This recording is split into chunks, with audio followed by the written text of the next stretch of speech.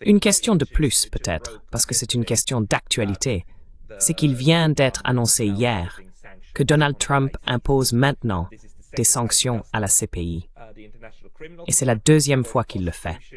La Cour pénale internationale pour la poursuite des Américains et surtout des Israéliens en tant que criminels de guerre ou pour mener des enquêtes. Quelle est votre opinion sur Donald Trump qui tire à boulet rouge contre les organisations multilatérales internationales? Parce que la CPI n'est qu'une d'entre elles. Il y en a d'autres contre lesquelles il peut tirer. Pensez-vous que cela va continuer en essayant de démanteler les accords entre d'autres États?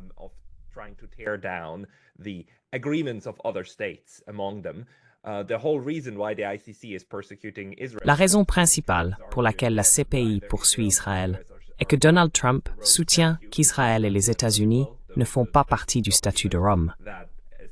Il comprend très bien le document de base qui établit la CPI. Il dit qu'ils n'en font pas partie, donc la CPI outrepasse ses compétences. Mais la Palestine en fait partie, donc elle a le droit d'utiliser cette cour. Et cette cour fait bien sûr partie du système international qui tente d'apporter un peu de structure et de justice à l'échelle mondiale. Et maintenant, nous avons, encore une fois, pour la deuxième fois, des sanctions contre eux. Qu'en pensez-vous?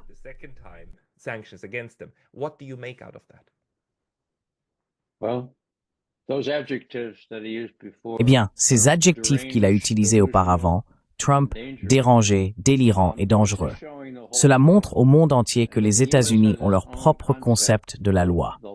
Biden l'appelait comment déjà? Le système basé sur des règles. Vous savez, ils ne l'ont jamais défini. Et Sergei Lavrov et les autres disent juste ces derniers jours, « Regardez, nous avons traversé une guerre, ce que nous appelons la Seconde Guerre mondiale. Nous avons élaboré un système. L'un des principaux fondements était les Nations Unies. Les Nations Unies, bien sûr, ont mis en place ces tribunaux. Nous avons toutes sortes de structures dans lesquelles nous pouvons travailler si vous avez un minimum de respect pour la loi. Maintenant, si vos amis en Israël commettent des crimes de guerre, si, mon Dieu, ils imitent Hitler lui-même en faisant des génocides, je veux dire, doit-il y avoir 6 millions de Juifs? Que diriez-vous de 2 millions de Gazaouis?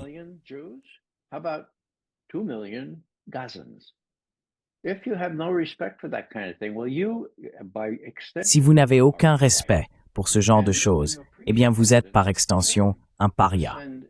Et lorsque vos précédents présidents ont menacé d'envoyer des troupes américaines à La Haye pour empêcher ce genre de choses d'arriver à vos amis, eh bien c'est double paria. Donc ce qui se passe ici, c'est que le changement concerne ceux du tiers-monde, en Chine, en Russie et dans une large mesure au Moyen-Orient, sauf pour Israël. Vous savez, c'est la grande majorité des peuples et des nations du monde. Les BRICS, bien sûr, en font partie. Mais ce qui me frappe vraiment, Pascal, c'est que si vous regardez cette répartition maintenant, vous avez ici une dichotomie entre les personnes de couleur et les personnes vraiment blanches. Regardez l'OTAN. Qu'est-ce qui distingue l'OTAN? Que des blancs. Et les Five Eyes? Oh, c'était que des blancs aussi.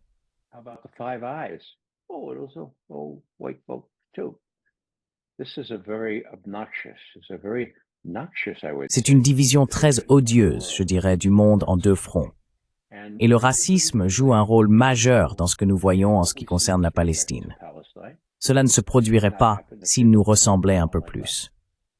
Et c'est une chose que les États-Unis ne parviennent pas à se débarrasser, parce que trop de gens aux États-Unis sont prêts à être influencés par ce racisme subtil ou même flagrant en action. Le problème est que si vous regardez l'autre partie du monde, des milliards et des milliards de personnes de couleur non blanche, vous voyez une dichotomie qui doit être réparée et ne peut pas simplement être dissimulée. Donc, vous savez, je tire mon chapeau à ces gens des BRICS qui ne forcent pas cette chose, qui procèdent progressivement, qui accumulent de plus en plus de pouvoir, non seulement financier, économique, mais même un certain pouvoir militaire.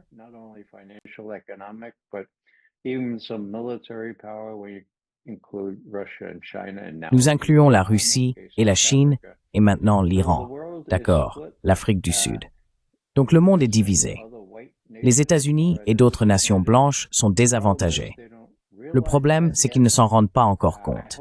J'espère que leur rétribution, qui est inévitable, ne sera pas violente, mais qu'ils se retiendront et que Trump, aussi imprévisible qu'il soit, sera conseillé par des personnes sensées comme Tulsi Gabbard en lui disant « Écoutez, nous ne pouvons pas agir comme Joe Biden pensait pouvoir le faire.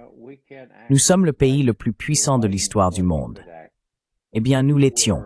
Oui, nous l'étions après la Seconde Guerre mondiale. Et nous l'étions après l'effondrement de l'Union soviétique. Mais ce n'est plus le cas, Monsieur Trump. Faites avec.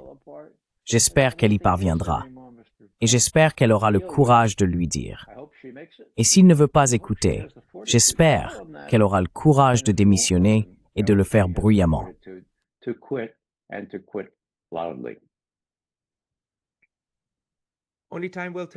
Seul le temps le dira. Mais ce sont des perspectives très précieuses.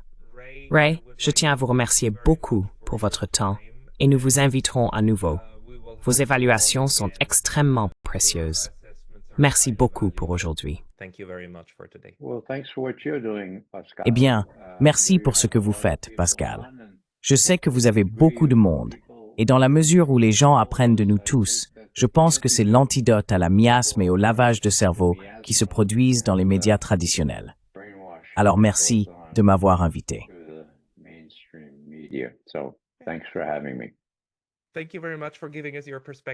Merci beaucoup de nous avoir donné votre point de vue, et vous avez tout à fait raison. Un esprit éclairé de l'individu est l'antidote au contrôle mental centralisé. Ce n'est pas un contrôle mental, mais c'est juste de la propagande. Ce sont juste quelques personnes qui essaient d'imposer ce qu'elles veulent, et nous devons en être conscients. Alors merci pour cet éclairage, Ray McGovern. Je vous en prie.